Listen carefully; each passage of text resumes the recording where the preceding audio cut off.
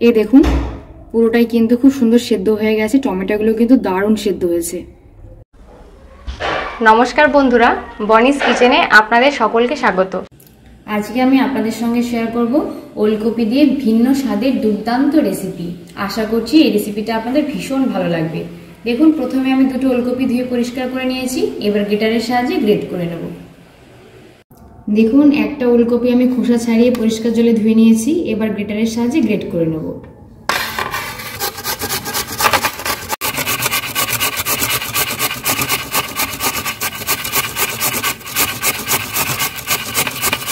দেখুন ওলকপিটা আমি গ্রেট করে নিয়েছি, এবার আমি এর মধ্যে প্রয়োজনীয় উপকরণগুলো দিয়ে দেব।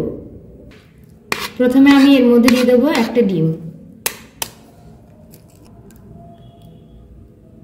এবার আমি চামচের সাহায্যে খুব ভালো করে মেখে নেব।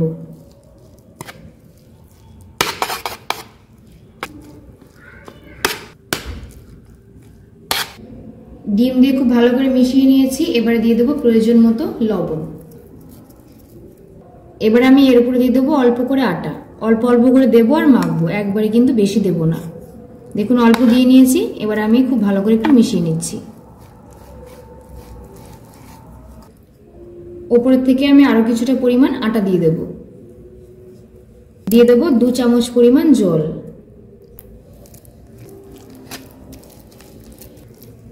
আবারও আমি খুব সুন্দর করে মেখে নিচ্ছি। দেখুন মাখানো কিন্তু একদম কমপ্লিট হয়ে গেছে। এবার আমি এগুলোকে ভেজে নেব। ভেজে নেওয়ার জন্য আমি এখানে একটা প্যান বসিয়ে দিয়েছি, হাই ফ্লেমে খুব ভালো করে গরম করে নিয়েছি। দিয়ে দেব সাদা তেল।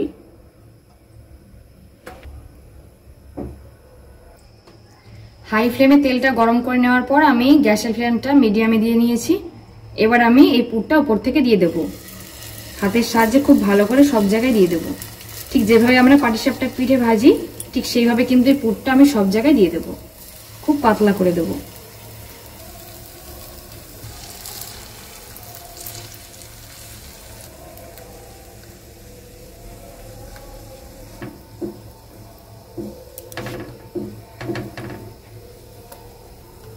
দেখুন খুব ভালো করে আমি ছড়িয়ে দিয়েছি। এবার ওপর থেকে দিয়ে দেবো টমেটো কুচি।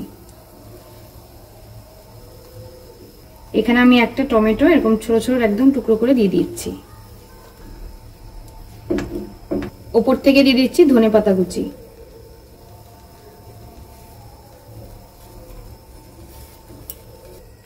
এবার আমি একটা সেদ্ধ ডিম গ্রেটারের সাহায্যে গ্রেট করে ওপর থেকে দিয়ে দেবো।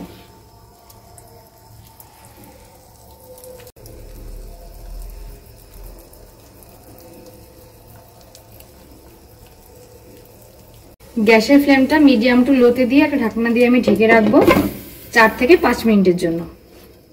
5 মিনিট হয়ে গেছে, ঢাকনাটা আমি তুলে নিচ্ছি। দেখুন দেখতে ঠিক কতটা সুন্দর লাগছে। ঢাকনাটা খোলার পর কিন্তু খুব সুন্দর একটা গন্ধ বেরিয়েছিল। আবারও আমি 5 মিনিটের জন্য ঢাকনা দিয়ে ঢেকে দেবো।